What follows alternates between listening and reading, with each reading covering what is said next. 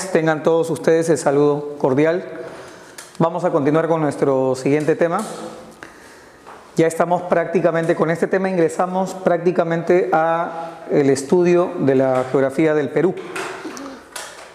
Ya hemos tratado hasta la semana anterior todo lo concerniente a la geografía general, incluido también el tema de la geografía mundial. Ahora nos vamos a encargar de estudiar, ingresamos con este tema, todo lo que corresponde a la geografía del Perú. Y cuando hablamos de la geografía del Perú, el primer tema que nosotros tratamos es nuestro Perú, o conocido también como Perú político, o el estudio del Perú, el estudio político del Perú, ¿correcto? Cuando hablamos del Perú político, de la geografía política del Perú, esta está más enmarcada al tema de su estructura como Estado sobre la superficie terrestre, ¿correcto? Está marcada más en este escenario, fronteras, límites, que es distinto hablar de la geopolítica del Perú. Son dos cosas diferentes, la geografía política del Perú y la geopolítica del Perú, ¿no? Hay que dejar en claro ese tema. Entonces lo que vamos a hablar acá es geografía política del Perú, ¿correcto? Y cuando hablamos del Perú, debemos de partir en primer lugar por el nombre de nuestra patria, de dónde proviene el nombre del Perú, ¿correcto? Y acá te hemos presentado dos estudios, su etimología, dos etimologías de la palabra Perú, una según el geógrafo e historiador Javier Pulgar Vidal y otro según el historiador Pablo Macera. Yo presumo que tú debes de saber quiénes son estos personajes, ¿no? En el estudio de la geografía y de la historia. Javier Pulgar Vidal, él es geógrafo e historiador también a la vez. Él es considerado padre de la geografía peruana, no se vaya a olvidar, si te preguntaran, ¿no? Así como existe la geografía, el padre de la geografía general, que es Alexander von Humboldt en su etapa moderna, Hecate de Milet en la etapa antigua. Eso es a nivel de la geografía general. A nivel de la geografía del Perú, si te preguntaran quién es el padre de la geografía peruana, y el padre de la geografía peruana es Javier Pulgar Vidal. ¿Quién es él? ¿Cuál es su aporte en el mundo de la geografía del Perú? El aporte trascendental de Javier Pulgar Vidal fue el estudio de las regiones naturales del Perú. El aporte más grande es el estudio de las regiones naturales. Él se encargó de estudiar algunos caracteres, ¿no? Tomó en consideración caracteres importantes para regionalizar naturalmente el Perú, como fue la altitud, como fue la toponimia, como fue el clima, como fue el relieve, como fue la flora, la fauna, ¿correcto? Todas estas características él se encargaría de clasificarlas y o regionarlas, ¿correcto? Siendo en total 8 regiones naturales del Perú, ¿no? Desde la superficie a nivel del mar hablamos de Chala, Yunga, Quechua, Suni, Puna, Janca, Rupa-Rupa y Omagua, ¿no? Son las 8 regiones naturales del Perú. Pues él, este personaje, historiador y geógrafo, también se atrevió a poder indagar, escudriñar un poco acerca de la historia del nombre de nuestro Perú. Para él la palabra Perú proviene del quechua pirua, o también llamada pirúa, o algunos probablemente lo vayas a encontrar como pirua, ¿correcto? Esta posteriormente derivó en pirúa, pirú, Perú, que significa riqueza. Pero la pregunta que probablemente nos hacemos, ¿y qué cosa eran las piruas o pirúas o como lo llamen, ¿no? Las piruas eran una especie de bolsos donde se transportaba la riqueza del Tahuantinsuyo. Debe tener presente usted, joven, señorita, que la riqueza no estaba en relación a los metales como en la actualidad nosotros podemos apreciar, ni mucho menos en el dinero o en los billetes o en las monedas, sino estuvo enmarcada exclusivamente en la producción que fue la base económica de la sociedad incaica. Esta fue la agricultura. En estas piruas, que eran los bolsos, se transportaba productos agrarios de gran nivel, de gran importancia y que simbolizaban la riqueza del Tahuantinsuyo.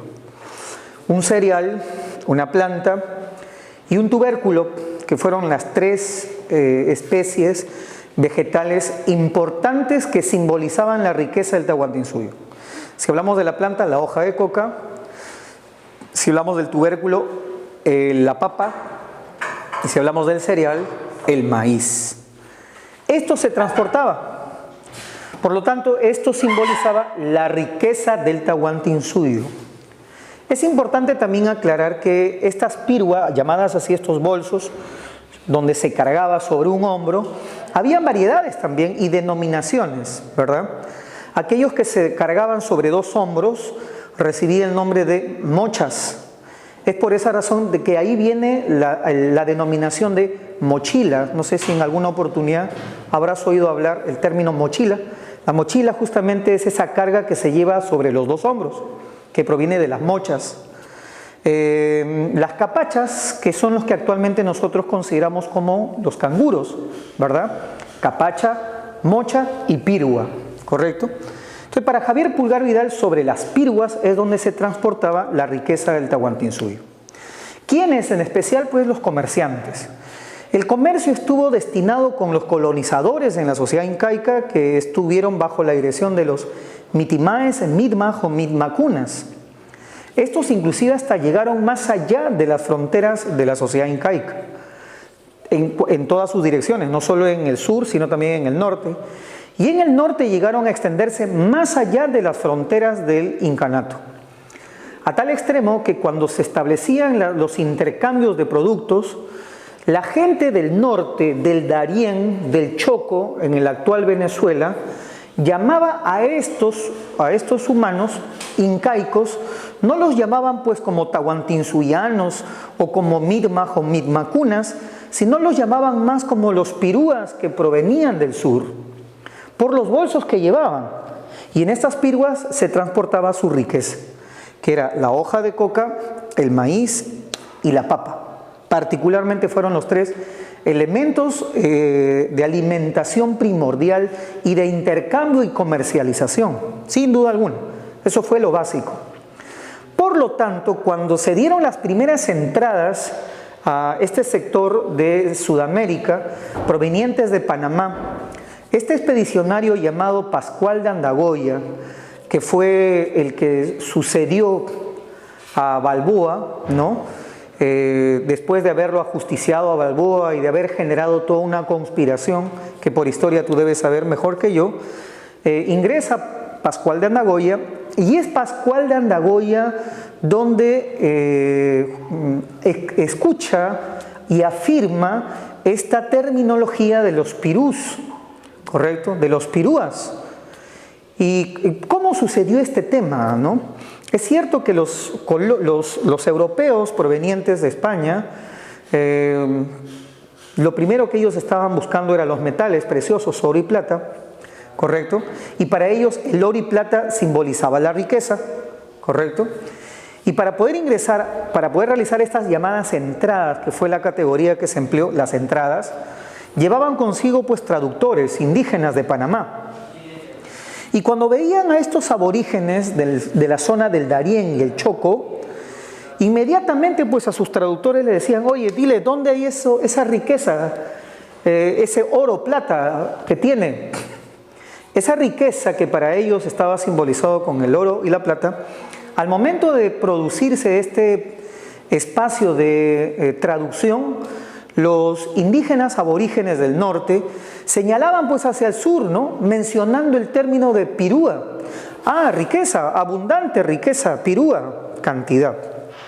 Es cierto también, hay otro detalle adicional que establece Javier Pulgar Vidal, que dentro de esa riqueza los midmaj o midmacunas llevaban consigo el dorado.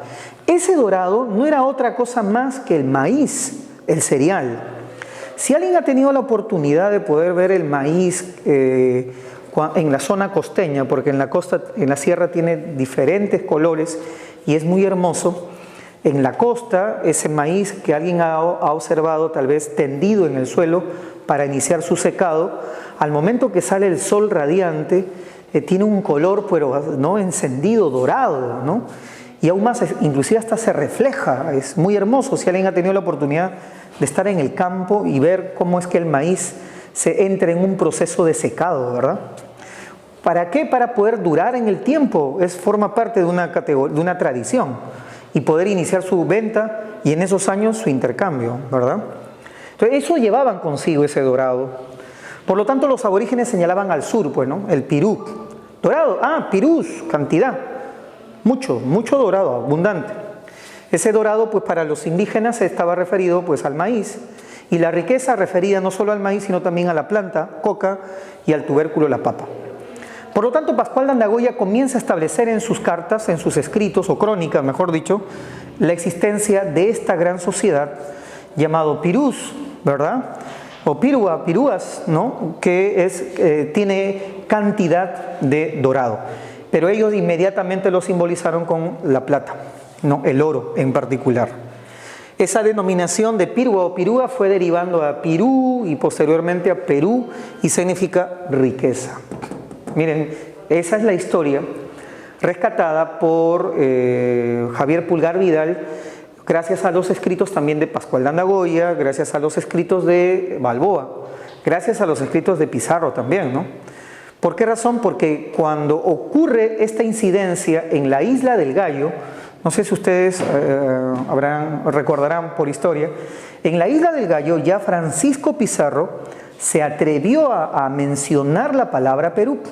En ningún momento mencionó el término Tahuantinsuyo. Entonces ya para la existencia de Pizarro, que fue su expedición después de Pascual de Andagoya, ya la denominación de Perú había corrido por todo Panamá, ¿correcto? Ya se había difundido por todo Panamá. Y eso pues simbolizaba la riqueza sin duda alguna. Y cuando desenvaina Francisco Pizarro en la Isla del Gallo, donde el capitán Espinosa se encargó de poder llevarlos nuevamente, Juan Espinosa, de llevarlos nuevamente a Panamá, él ahí es donde desenvaina su espada y delante de este capitán, como de toda su tripulación de Pizarro, traza una línea, ¿verdad? Manifestando que todos aquellos que quieren hacerse ricos conmigo, crucen la línea hacia el sur, sinónimo de riqueza, ¿no? Perú. Y todos crucen la línea para llegar al Perú, sinónimo de riqueza. Y todos aquellos que quieren hacerse pobres, que crucen la línea al norte de Panamá, sinónimo de pobreza. Solamente cruzaron 13, sin tomar en consideración, es lógico, los negros, esclavos, los indígenas. A ellos no se les tomó en consideración, solo 13 europeos y una manada de esclavos negros, como también de traductores indígenas, ¿verdad? Y guías indígenas, sin duda alguna. Entonces, eso es un poco la estructura de nuestro estimado Javier Pulgar Vidal.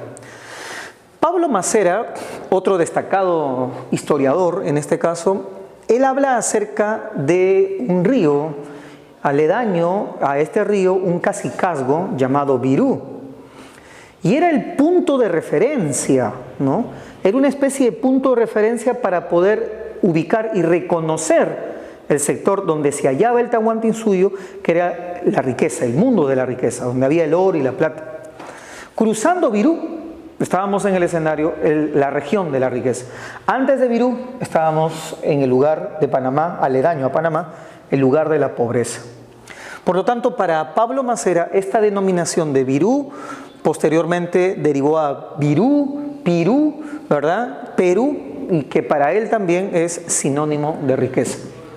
Son dos versiones con significado común. Las versiones en cuanto a su historia de denominación, pero el significado es común tanto para uno como para el otro. En conclusión, la palabra Perú etimológicamente significa riqueza, ¿correcto? Perú, sinónimo de riqueza. Por eso es que esta palabra se hizo tan famosa durante el virreinato que todo lo que simbolizaba riqueza valía un Perú. Fue el término que se comenzó a emplear, vale un Perú, porque significaba o representaba riqueza en metal oro. Todo lo que simbolizaba riqueza vale un Perú. Esto vale un Perú. Esa expresión se ha hecho ya considerablemente existente, se ha mantenido en el tiempo hasta la fecha, ¿verdad? Y cada vez que uno emplea eso de vale un Perú, debe tener presente usted que está referido a un acontecimiento histórico relacionado con el tema de la riqueza, que para los europeos estaba valorizado en oro y plata, correcto, particularmente. Eso vale un Perú hasta en la actualidad. Ahora la gente lo pronuncia sin saber del por qué esa expresión, ya que se ha hecho histórico y ha trascendido hasta la actualidad, ¿no? Muy bien, entonces eso es en conclusión Perú, sinónimo de riqueza. Muy bien, entonces sabemos la etimología ya de nuestro estado peruano. Pasamos ahora al tema de la capital, ¿correcto? El Perú se caracteriza por tener dos capitales, una capital política y una capital histórica. La capital política es la que actualmente pues trasciende en nuestra estructura como Estado, como sociedad. Y esa capital política es Lima Metropolitana. Dejo en claro, Lima Metropolitana, no es simplemente Lima, ¿correcto? Hay que dejar en claro esa apreciación. Es como cuando te preguntan a ti, ¿cuál es la capital de México? Te dicen, tu respuesta es México DF, Distrito Federal de México, no simplemente es México y se acabó, ¿correcto? Igual en el caso de Perú, ¿cuál es su capital de Perú? Lima Metropolitana. Dejamos en claro esta apreciación porque si hablamos de Lima, esta se extiende inclusive como término Lima nada más por todo el departamento.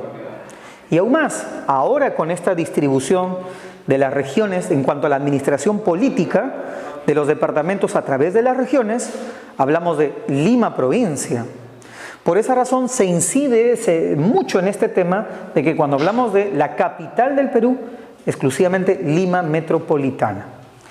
Y la capital histórica está referida pues justamente a ese legado histórico de nuestra sociedad, desarrollada pues por el Tahuantinsuyo, cuya capital fue la ciudad del Cusco. La palabra Cusco proviene de esta voz, ¿no?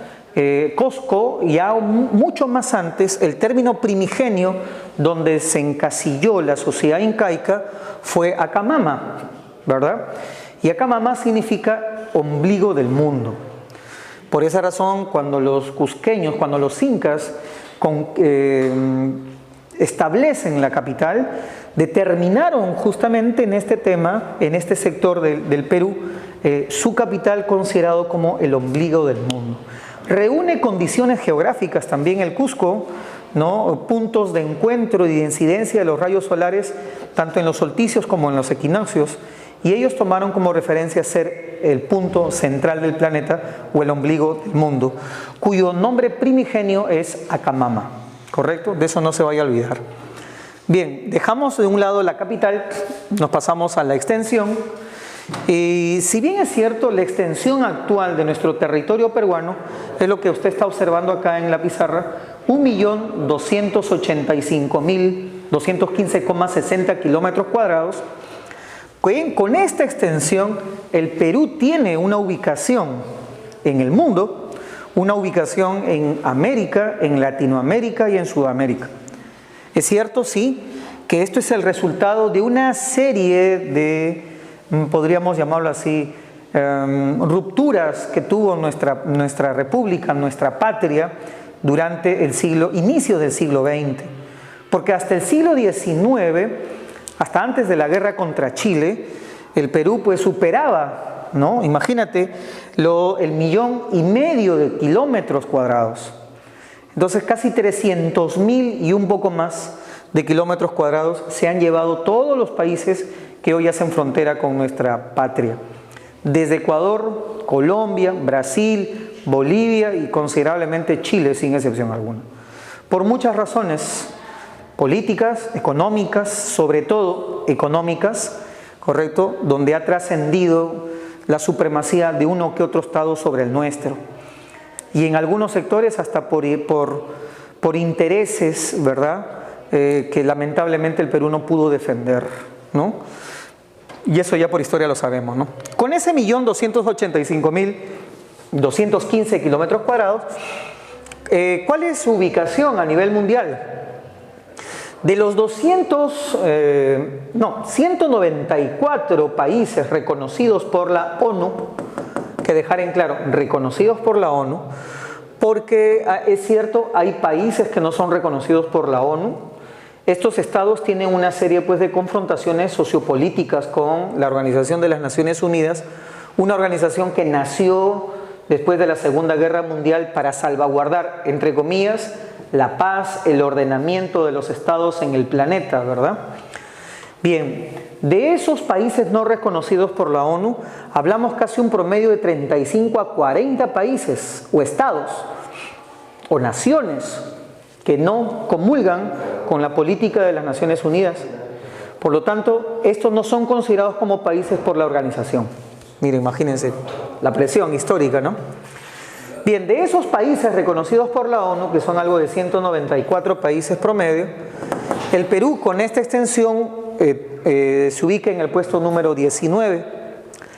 De los 38 países que constituye América, 38 países, el Perú ocupa el puesto número 6.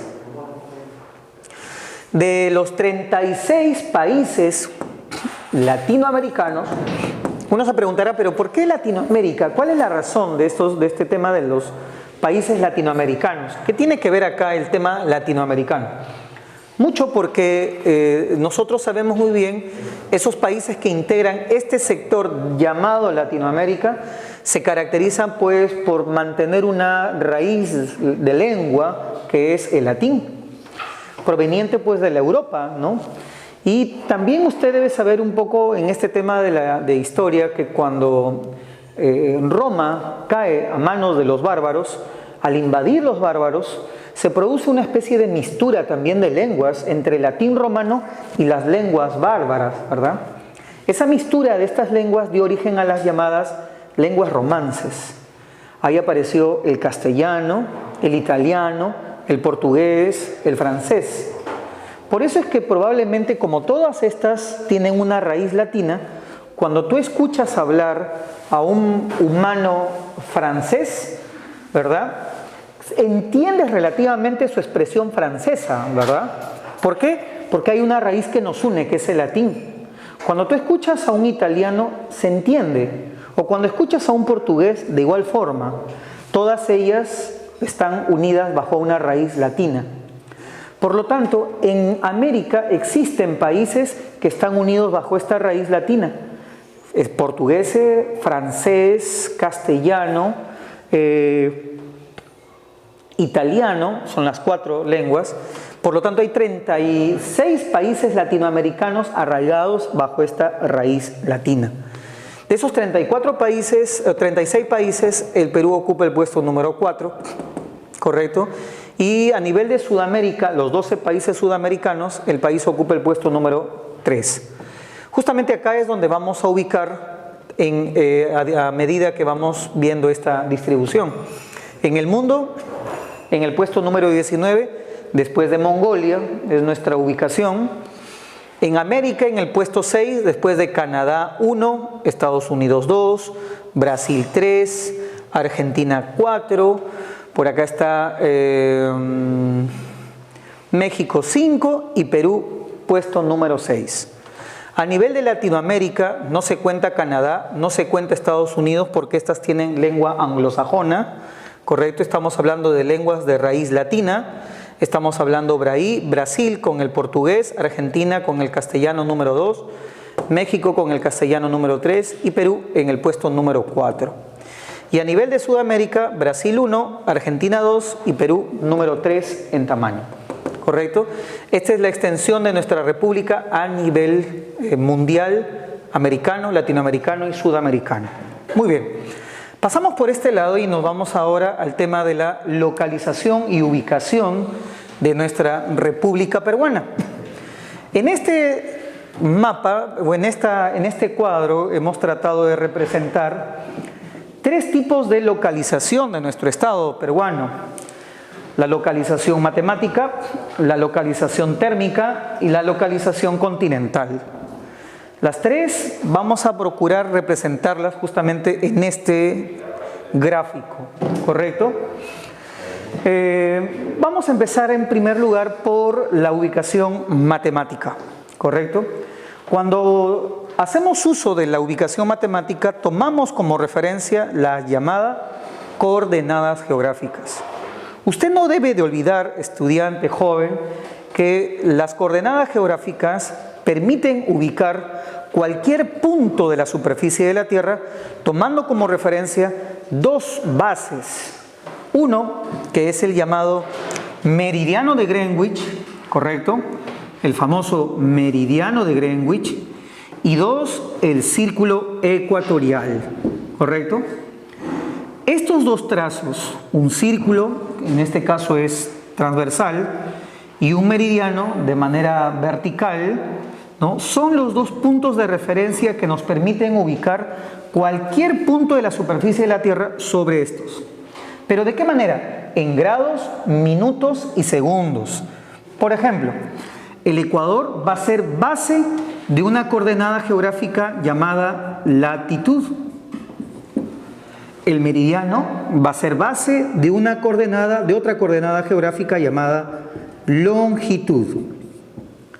¿Qué cosa es la latitud? La latitud es una coordenada geográfica que permite ubicar cualquier punto de la superficie de la Tierra tomando como referencia el círculo ecuatorial. Y yo diré que este punto, por ejemplo, se encuentra a tantos grados, minutos, segundos, latitud sur. O si quiero ubicar este punto a tantos grados, minutos, segundos, latitud norte. Por lo tanto, la latitud es una coordenada geográfica que permite ubicar cualquier punto de la superficie de la Tierra tomando como referencia el ecuador. La longitud es otra coordenada geográfica que me permite ubicar cualquier punto de la superficie de la Tierra tomando como referencia el meridiano de Greenwich. Y yo diré, este punto se encuentra a tantos grados, minutos y segundos, longitud oriental, o también puedo decir, este punto se ubica a tantos grados, minutos y segundos, longitud occidental. Gracias a estas dos coordenadas, que es establecidas por el meridiano de Greenwich y el círculo ecuatorial, se han creado 4 cuadrantes. En el norte 2 cuadrantes, como usted ve, en el sur 2 cuadrantes. En el norte el cuadrante noroccidental y el cuadrante nororiental.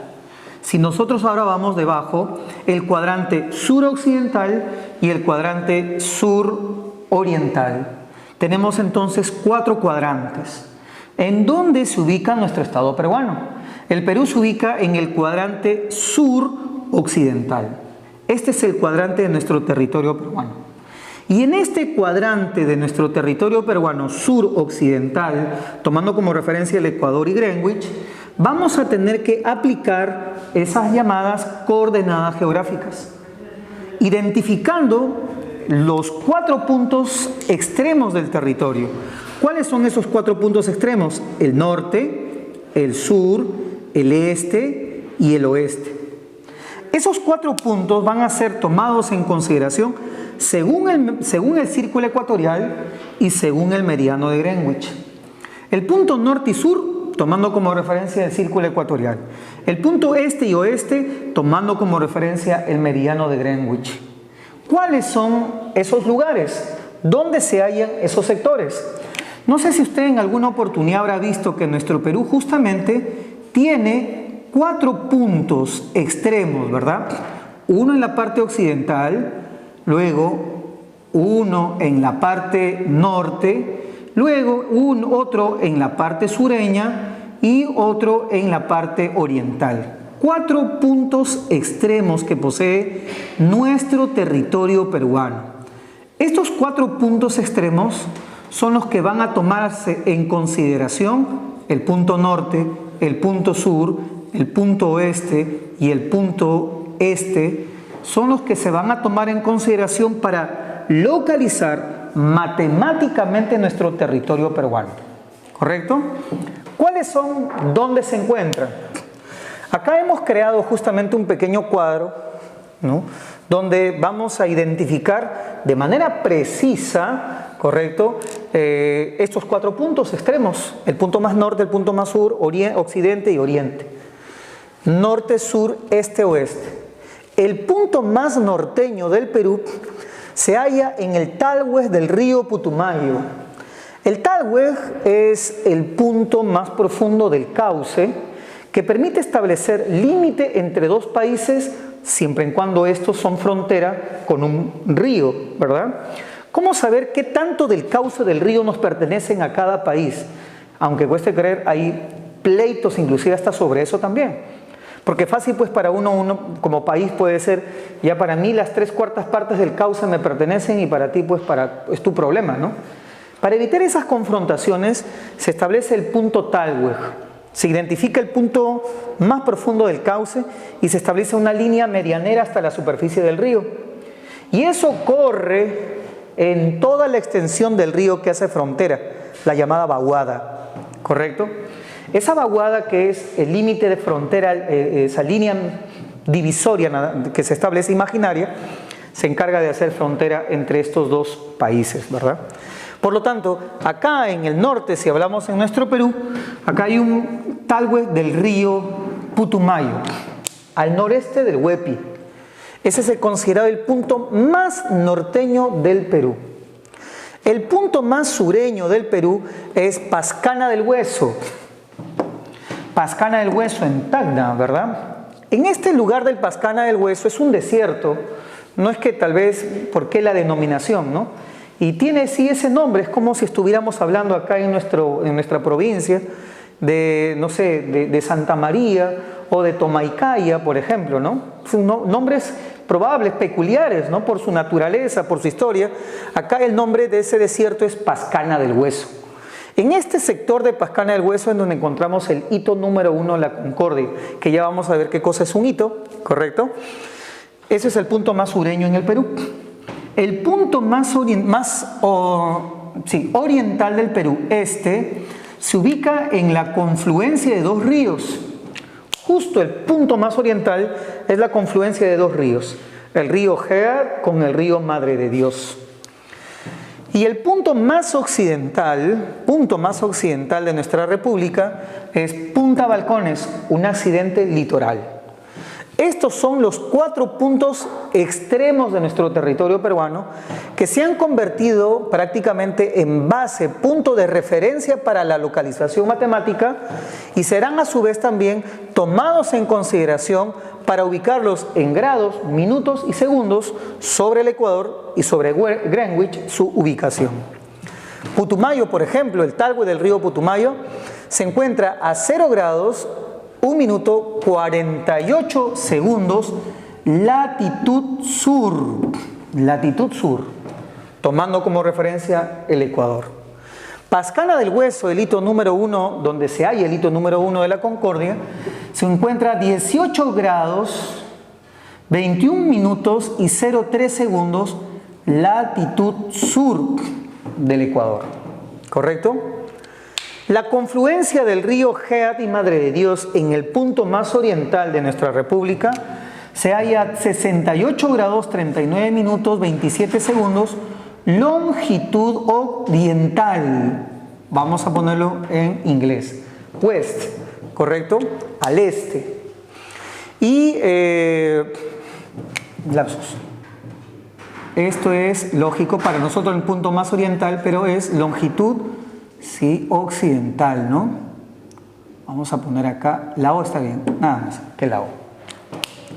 Y el punto de Pascana del Hueso, perdón, el punto Punta Balcones en Piura, está a 81 grados 19 minutos y 34,5 segundos longitud occidental. Longitud occidental, ¿correcto? No es oriental, es occidental. ¿Por qué occidental? Decía, justamente porque estamos tomando como referencia el meridiano de Greenwich, ¿no? Es el punto más occidental, que sí es cierto, para el Perú este es el punto más oriental, hay que dejarlo en cuenta, pero para Greenwich está en el sector del cuadrante suroccidental, ¿correcto? Hay que dejar en claro ese tema para no equivocarnos. ¿Qué más? ¿A cuántos metros sobre el nivel del mar se encuentran cada uno de estos puntos extremos del territorio peruano? El Thalweg del río Putumayo, al noreste del Huepi, está a 110 metros sobre el nivel del mar. Pascana del Hueso, 562 metros sobre el nivel del mar, su altitud. Head, Madre de Dios, 186 metros sobre el nivel del mar. Y Punta Balcones a 4 metros sobre el nivel del mar. Con esto fácilmente nosotros podemos identificar a la región natural que pertenecen, ¿verdad? Con 110 metros sobre el nivel del mar en la región oriental del Perú, que es la selva, con esos 110 metros sobre el nivel del mar pertenece a Omagua o selva baja. Con 562 metros sobre el nivel del mar en la parte occidental de la cordillera de la zona sureña, pertenece a la región Yunga, por encima de los 500 metros sobre el nivel del mar. Con 186 metros sobre el nivel del mar en la parte oriental de nuestra república, esto pertenece a Omagua, selva baja, y con 4 metros sobre el nivel del mar en la parte occidental, límite con el Océano Pacífico, pertenece a la región Chala. Acá hemos anotado algunas otras características peculiares sobre la ubicación en cuanto a su distrito, provincia y región. El punto más norteño del Perú, que es el Talhue del río Putumayo, se encuentra en el distrito de Putumayo, de la provincia de Maynas, de la región Loreto. El punto más austral del territorio peruano, que es Pascana del Hueso, donde se halla el hito número 1 de la Concordia, se halla en el distrito de Tacna, para que nunca olvides, de la provincia de Tacna, de la región Tacna. La confluencia del río Jeat Madre de Dios, que es el punto más oriental de nuestro territorio peruano, se halla en Tambopata, en el distrito de Tambopata, de la provincia de Tambopata, de la región Madre de Dios. Y el punto más occidental, oeste, que es Punta Balcones, en nuestro territorio peruano, se halla en el distrito de La Brea, de la provincia de Talara, de la región Piura. Acá, como usted puede ver en este cuadro, vamos a encontrar una serie de datos de donde comúnmente cuando se elaboran los exámenes de admisión, en este sentido, de este cuadro puede creer usted, mira, 1, 2, 3, 4, 5, 6, 7, son 28 preguntas que pueden salir de acá, así de sencillo nada más, 28 preguntas. Tú te preguntarás, pero a ver, ¿cómo? ¿Por qué? ¿Cuál? Si te preguntaran, ¿cuál es el distrito más septentrional del Perú? Ah, Putumayo.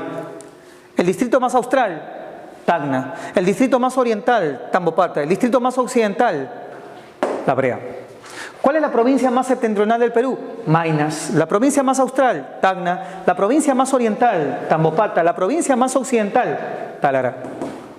¿Cuál es la región más septentrional del Perú? Loreto. La más austral, Tacna. La más oriental, Madre de Dios. La más occidental, Piura. ¿Cuál es la región natural más septentrional del Perú? Ah, Omagua. ¿Por qué? Porque ese accidente geográfico se encuentra a 110 metros sobre el nivel del mar en la región oriental, Omagua, o selva baja. Región natural más septentrional, Omagua. Región natural más austral, Yunga. Región natural más oriental, Omagua. Región natural más occidental, Chala. ¿Correcto? Mira, así nada más de sencillo las preguntas que pueden salir. O, ¿a cuántos metros se encuentra el punto más, cuántos metros sobre el nivel del mar se encuentra el punto más septentrional? El punto más austral, más oriental, más occidental. ¿A cuántos grados se encuentran? ¿Verdad? El punto más norte, centro, norte, sur, oriente, occidente. O, ¿cuál es el punto más septentrional del Perú? Más austral del Perú, más oriental del Perú, más occidental del Perú. Entonces, esto genera una serie de preguntas que parece mentira, es un pequeño juego de palabras, pero juego de palabras que se fortalece cuando toda esta teoría la tienes debidamente grabada en la cabeza. Si no, cuando te hagan inquietudes como la que hemos hablado, de cuál es el distrito más austral del Perú, distrito más austral, se te hace tan difícil. Pero esta es la secuencia tan solo del cual tú tienes que aprender y quede eminentemente grabado para su comprensión. ¿Correcto? En conclusión, esta es la ubicación matemática, una ubicación precisa sobre el territorio peruano. Pero también tenemos dos ubicaciones más, la ubicación térmica y la ubicación continental. Térmicamente hablando, se debe justamente a la división y la ubicación de nuestro territorio peruano. Como ya sabemos que el círculo ecuatorial pasa por la mitad de la Tierra y Perú está cerquita al Ecuador, solamente con una diferencia de 1 grado, que son 3 kilómetros nada más. Imagínate, 3 kilómetros es como de acá si nos vamos hasta la altura de esta tienda Maestro, ¿verdad? Ahí está. Es como si estuviéramos acá en el límite del Talhue del río Putumayo y la tienda esta que está antes de llegar por Chururo, como quien se va para Huaura, creo que es la tienda Maestro, ¿verdad? Entonces ahí estaría el círculo ecuatorial. 3 kilómetros nada más nos separa, cerca al Ecuador estamos, ¿no? Cerquita al Ecuador, 3 kilómetros. Entonces, estos 3 kilómetros cercanos al Ecuador y los 18 grados más al sur, pues hacen de que nos ubiquemos en una zona intertropical del territorio peruano. ¿Por qué decimos intertropical? El círculo ecuatorial 0 grados, el trópico de Capricornio se encuentra a 23 grados 27 minutos latitud sur, el trópico de Cáncer 23 grados 27 minutos latitud norte, el Perú, que está de 0 grados a 18 grados, se encuentra en una zona intertropical o tórrida. ¿Pero qué cosa es eso? ¿Por qué intertropical tórrida? A ver, ¿qué me quiere decir? Durante el año, a medida que la Tierra se desplaza alrededor del Sol, la mayor incidencia de rayos solares viaja de 23 a 23. Es la zona con la mayor incidencia de radiación solar durante el año. Y esa radiación viaja de 23 al norte, pasando por el Ecuador, a 23 en el sur. Siendo toda esta zona una región tórrida, cálida, tropical. Por eso es que el país se caracteriza por ser un estado tropical, con una cordillera tropical. Por eso es que dentro de esta cordillera tropical, nuestro Huascarán es considerado la montaña tropical más alta del mundo, tropicalmente hablando. No hay otra más alta que se encuentre alrededor de este cinturón, ¿no? Entonces, esa es la ubicación del Perú. Intertropical o tórrida del sur o austral. Y si hablamos del sector continental, ya sabemos, pues, ¿no? El Perú se encuentra en el sector de América del Sur, de Sudamérica, pero acá hay un detalle.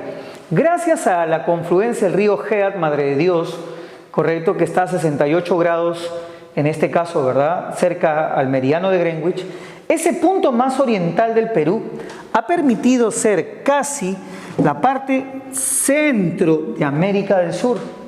Por eso que se dice que el Perú se encuentra en la zona centro-occidental de América del Sur, siendo el Perú, gracias a Punta Balcones, el país más occidental de todo Sudamérica.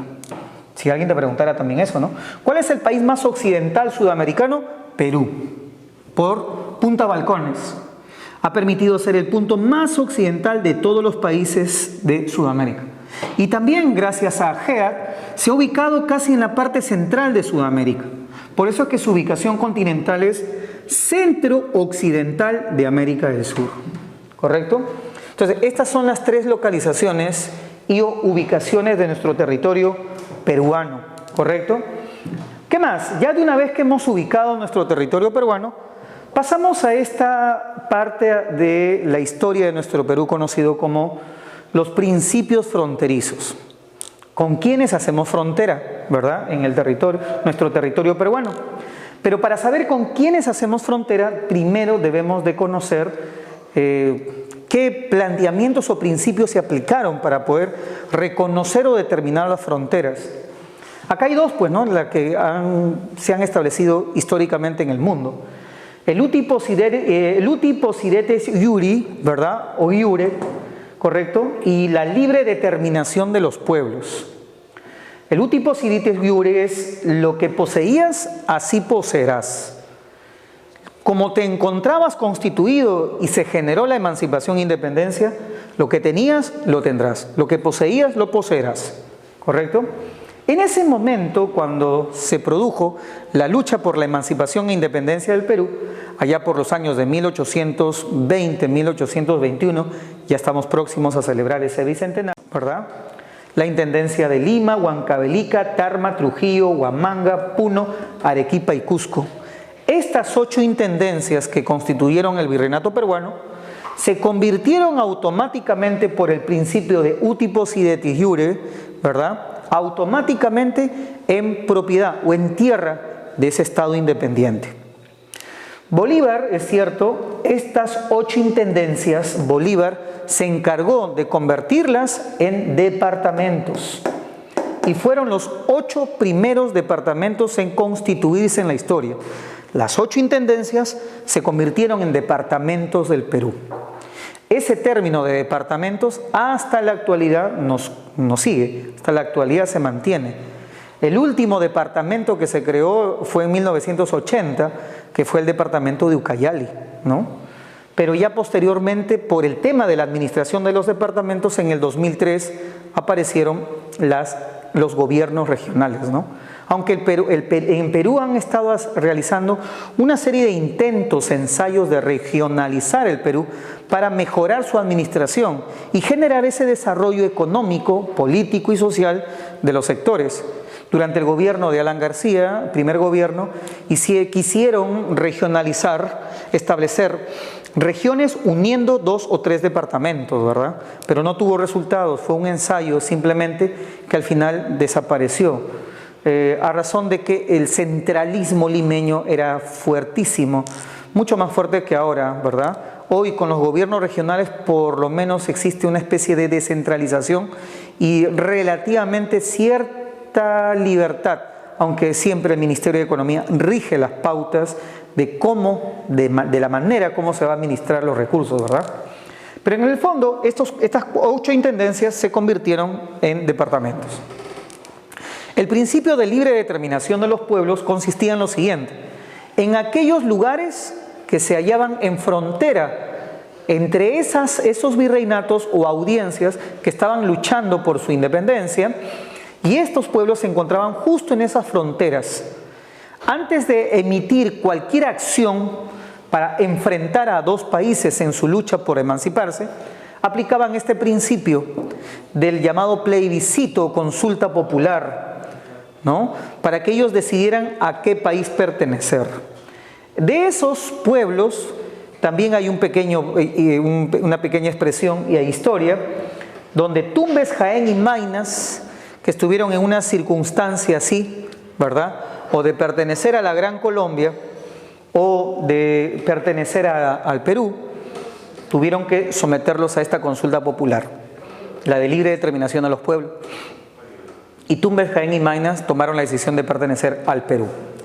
Este tema de la libre determinación también nos ha acompañado en el siglo XX, a principios del siglo XX, después de vivir esa dominación chilena, los hermanos de Tacna.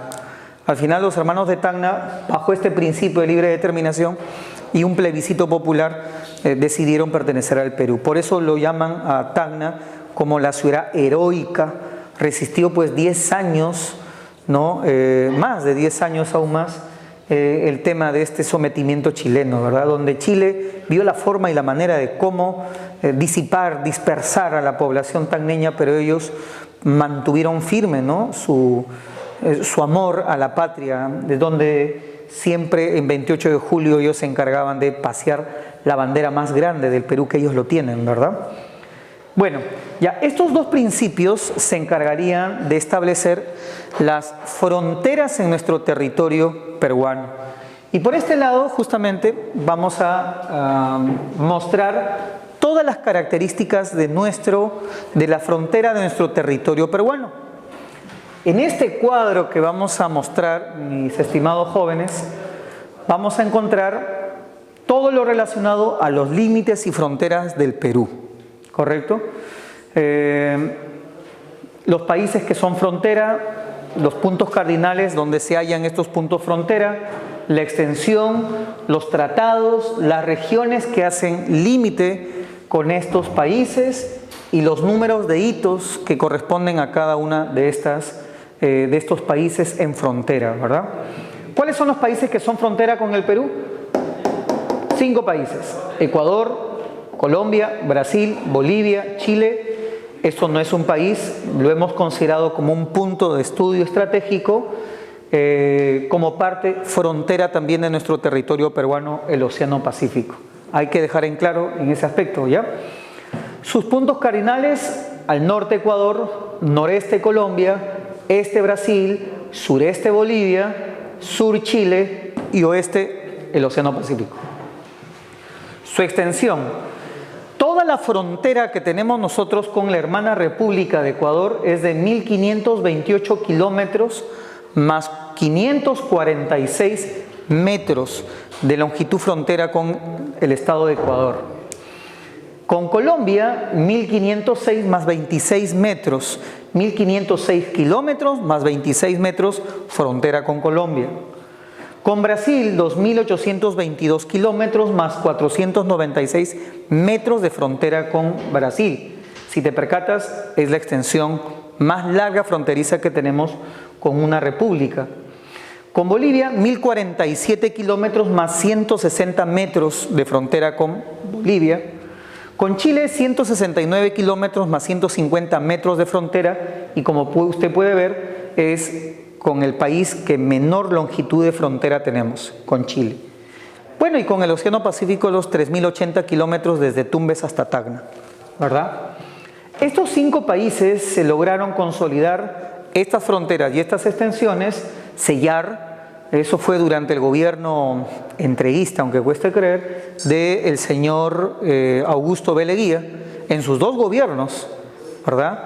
En el primer gobierno como en el segundo gobierno, allá para 1919 al 30, se encargaron de establecer y de sellar estos tratados. Escenario también que ha generado de que se pierdan una extensión de territorio. Bueno, con Ecuador se firmó el Protocolo de Río, ¿no? 1919, igual que el Salomón Lozano, 1919 también.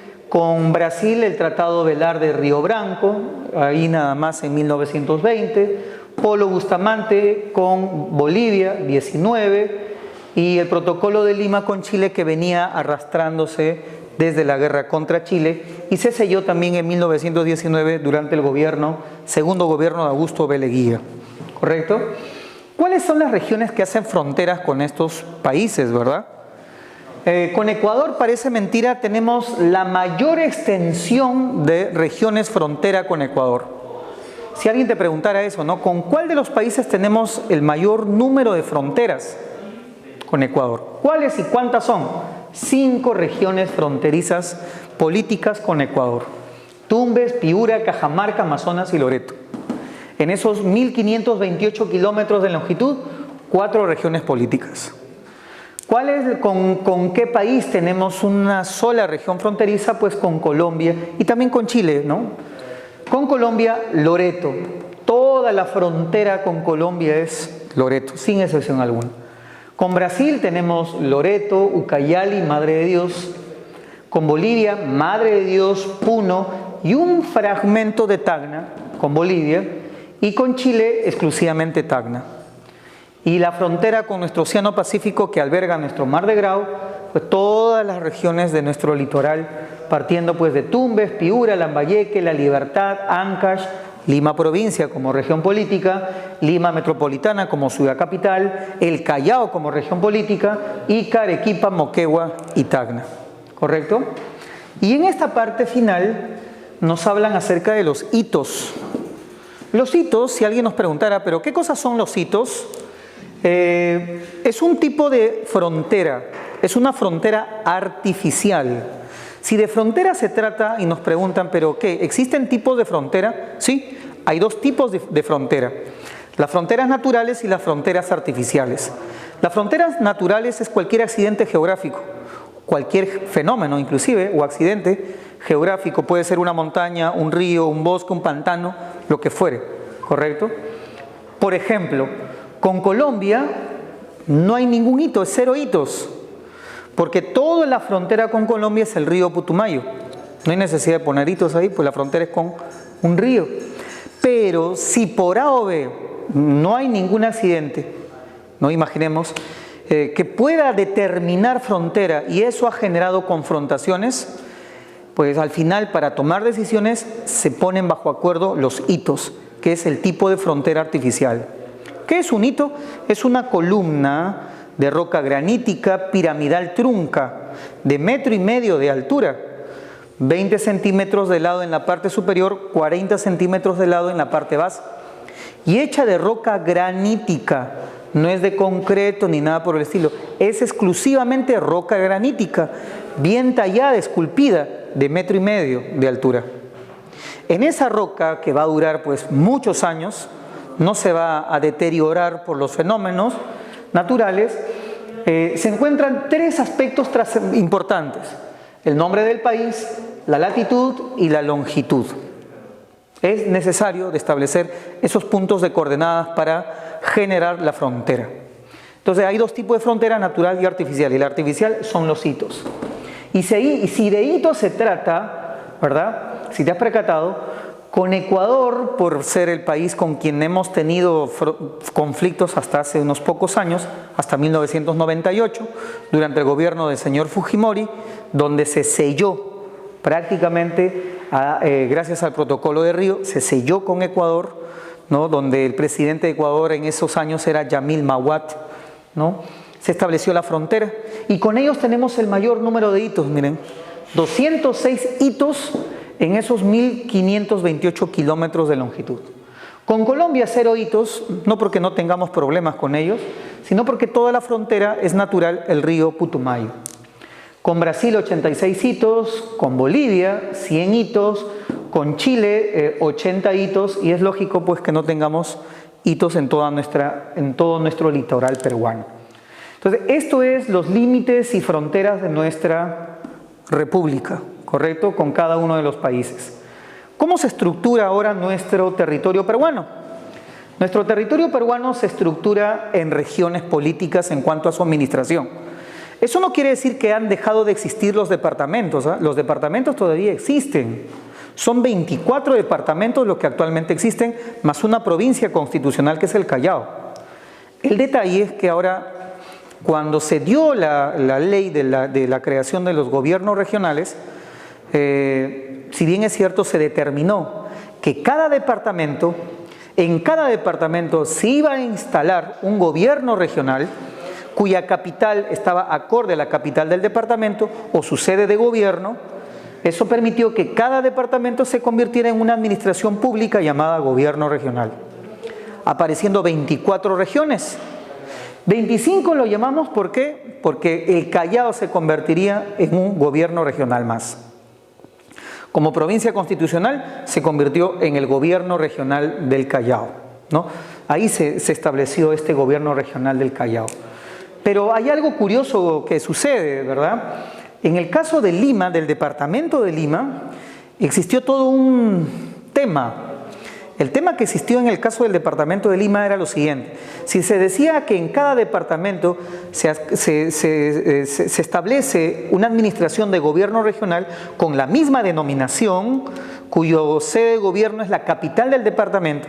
Por ejemplo, si hablábamos del departamento de Ancash, en el departamento de Ancash se instalaba la administración del gobierno regional de Ancash con su capital Huaraz.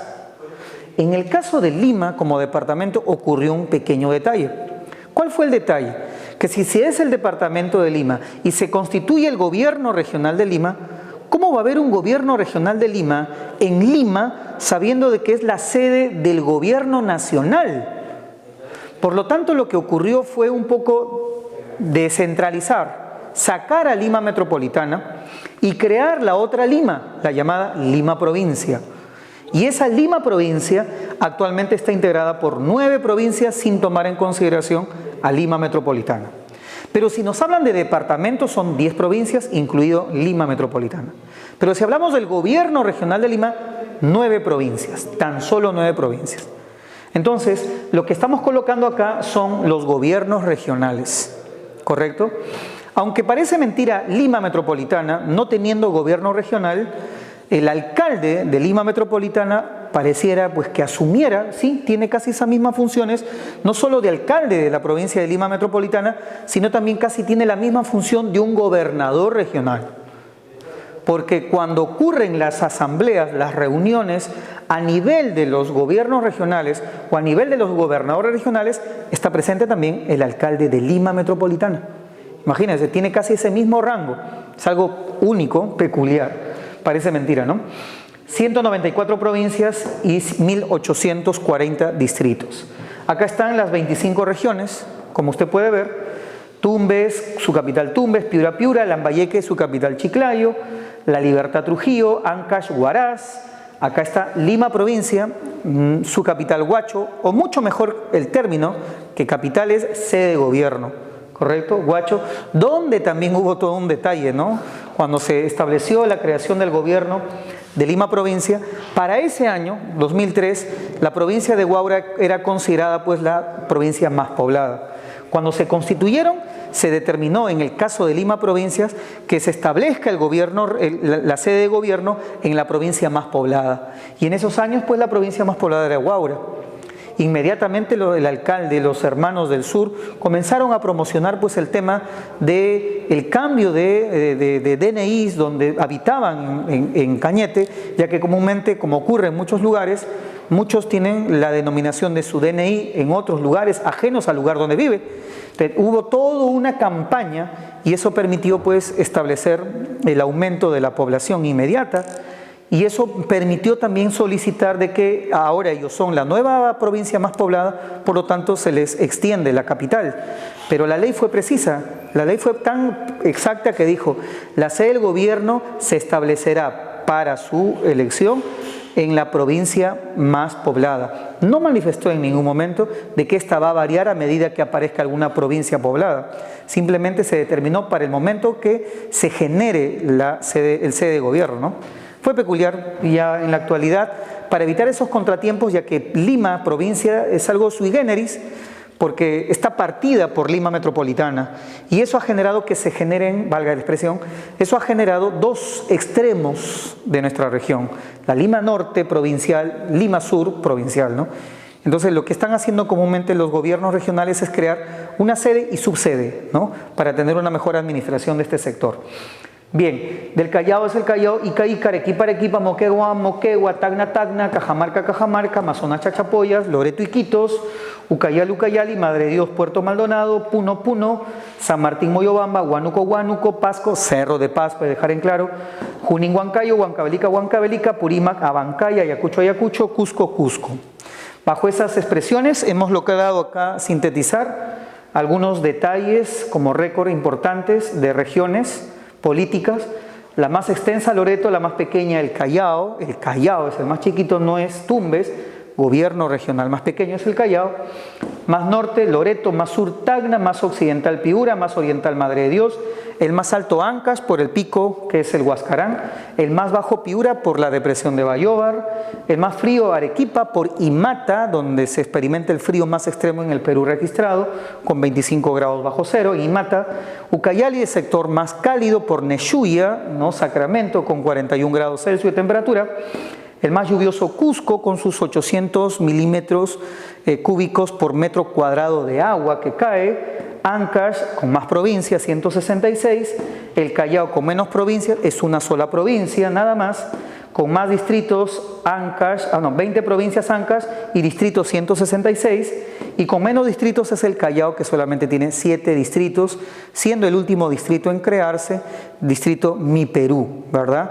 Que es la defragmentación del distrito de Ventanilla.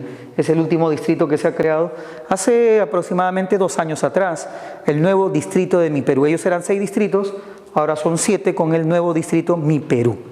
Muy bien, jóvenes, eso sería todo por el día de hoy. Esperemos que haya sido de su agrado. Nos vemos hasta una próxima oportunidad. Cuídense.